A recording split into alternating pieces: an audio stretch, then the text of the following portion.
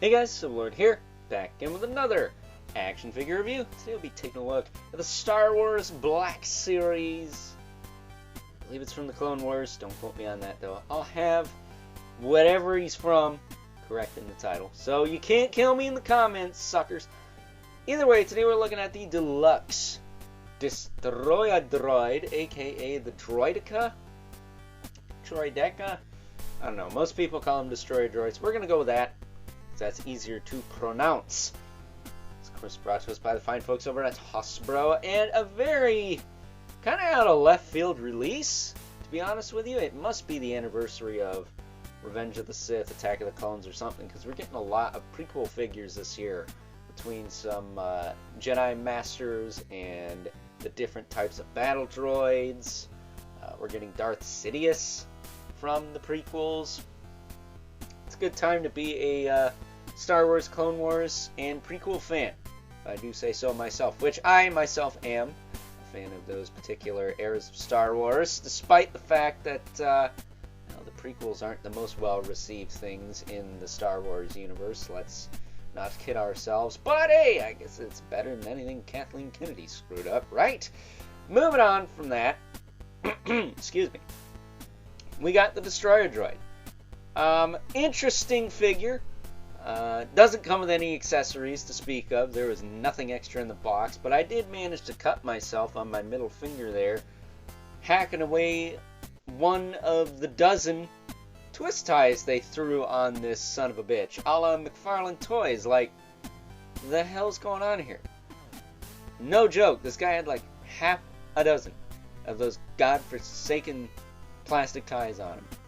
I did not have a fun time opening this figure. It's very time-consuming and painstaking and alright, straight-up bullshit. Okay, so moving on from that, the end result, I'm not going to say it's on par with Grievous as far as disappointment goes. It's not even close. This guy's a lot better than Grievous, in my opinion, but he does have some looseness like Grievous. But there are no accessories, so no blast effects, no energy shield, though probably couldn't fit him in the box, I'm guessing.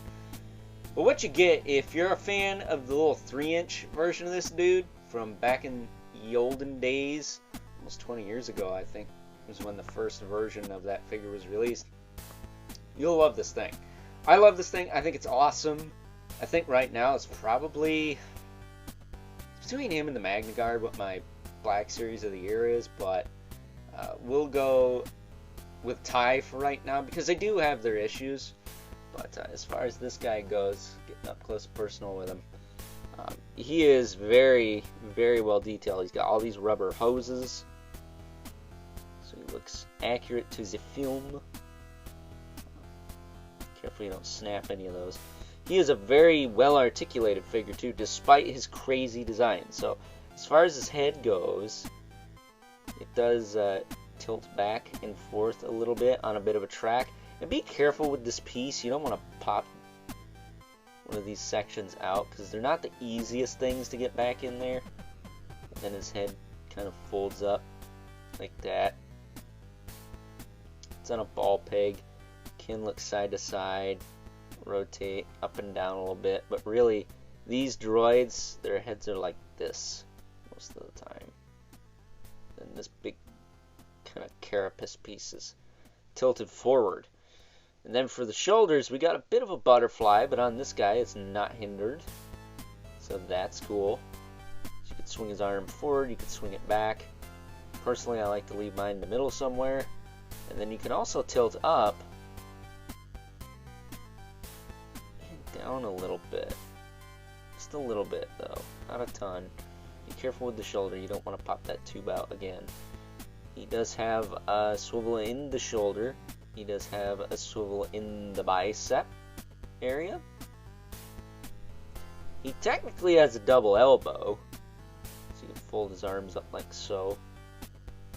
This smaller section here is a little trickier to bend, we'll say. It does bend, but it's very hindered. It doesn't move a ton. So while you can bend it, it's very limited. Doesn't move a lot. You can almost bend it at like a right angle, so it does got a little wiggle in there. You see that, and then of course this one will bend up and down. So, torso has this piece in the front that's on a hinge. You can bring it forward, that kind of helps bring the head down. You can have it straight. He does have a bit of an ab crunch here. I will say it's a little loose in neutral, but if you pop it up all the way and pop this thing down, I don't know if it's just weight balance or it's locked, but it stays locked in there pretty good. So straightening that out, you do get a secondary ab crunch down here. What you don't get is any kind of rotation, which is very odd, but you do get some hinging there. Not sure if this thing can reach farther forward. Looks like it's supposed to, but I'm not 100% sure on that. Guess there's only one way to find out, folks. Oh yeah, it does. Folds up like that. Probably so you can get it in the ball mode. Woo, I bent it back further than I thought I could. Interesting. So you can kind of have them perched back like this. Maybe that's the way it's supposed to be. I don't know. I like to have this up a little bit and this forward a little bit, just to give them a little bit of height. And then these two pieces are on hinge joints. These little armor plates here. This one's a little looser than the other one. Then as far as the kind of crab legs go, they do have ball hinges. They hinge in this kind of carapace piece here.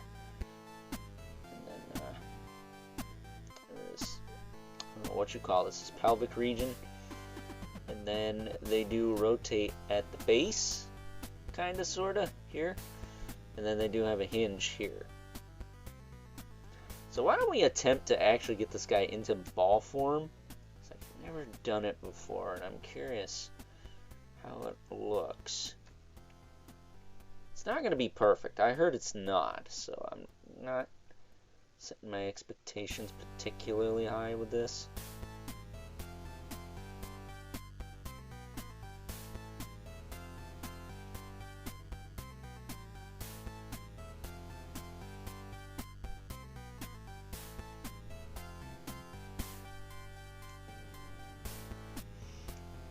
I know the legs fold up like that.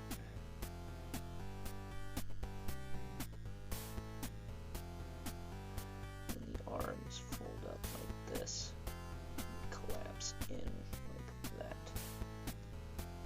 I do think this locks, so that's not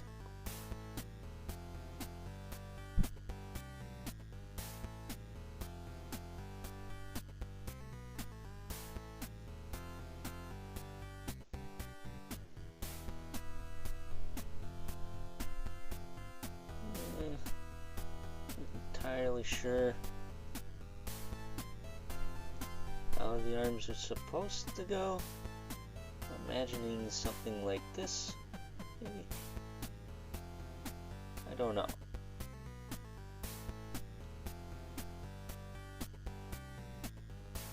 But something like this, you know, they kind of roll around.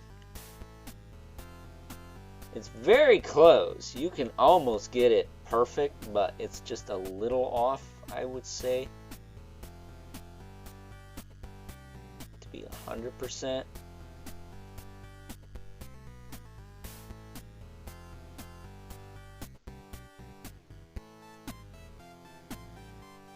Maybe the arms fold back like this. There's a bicep swiveling.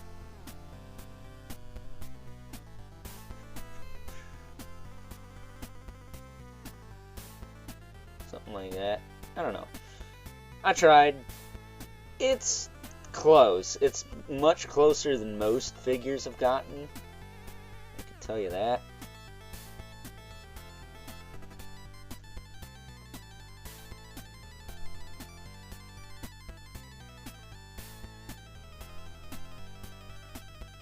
Pop this down. And then we'll get the arms situated.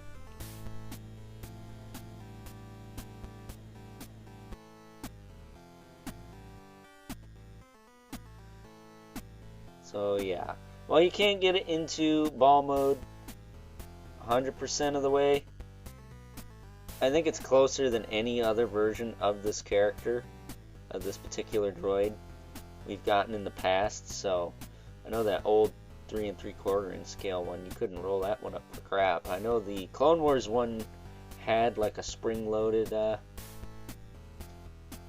mechanism that allowed you to attempt to put it in the ball form, but it too couldn't fold up quite as much. But that's the Destroyer Droid in a nutshell. Very nice figure.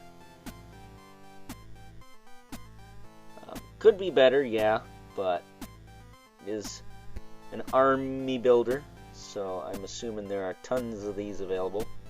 So no two are alike, if I had to guess. That said, you're probably wondering how this guy scales with a standard Black Series figure. So standing him up, here is the good old Conehead himself, Ki-Adi-Mundi. He's not really a standard size Black Series figure, but he's a regular. And Destroyer Droid's a little short compared to him. I do believe in the Clone Wars animated series they had some height to him, but I could be wrong. I could be wrong. So before we wrap this sucker up, why don't we bring in the old regulars here? Mythic Legion's Brother Mandibulas. And the infamous 11 Spawn. I'd like to see someone customize this into some kind of techno Spawn. That'd be kind of cool. But as you can see, good old Al Simmons, as usual, towers over everyone. So, with that being said, it's time now that we move right along and wrap things up with some final thoughts. Overall, and aside from not being able to fully transform into a roly-poly ball shape, some looseness here and there, and the sheer lack of any kind of accessories like an energy shield or some blast effects maybe, although truth be told, not sure how they would have fit the energy shield in the box, but hey, it is something these droids are known for, so it would have been nice to see it. That said, I feel like I've seen energy shield effects from other toy lines, so maybe you could rig something up there. Other than that, though, which may seem like a lot of complaints, but hey, it's Hasbro. I gotta give them shit, right?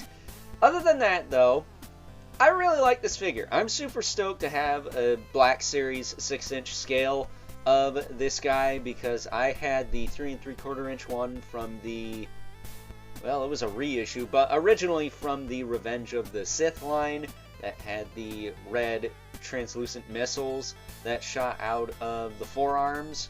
It's a really cool toy back in its day, and still kind of holds up. You can make it look a little bit more movie accurate by taking the missile launchers off. And I also had the super stylized Clone Wars CGI series version of the good old Destroyer Droid, aka the Droideka as well. So I do have a bit of nostalgic attachment to this droid, despite the fact that, much like all battle droids, they are cannon fodder, but at least these ones are more unique. They're a tripod with 2 turrets on them, essentially, and heavily armored. They roll around, and they got energy shields, man. It's a pretty cool droid. all things considered. I would say probably the second most unique to the Magna Guard, which are just mean sons of bitches. So with that being said, hope you guys enjoyed this review. Until next time, I'll catch you guys later.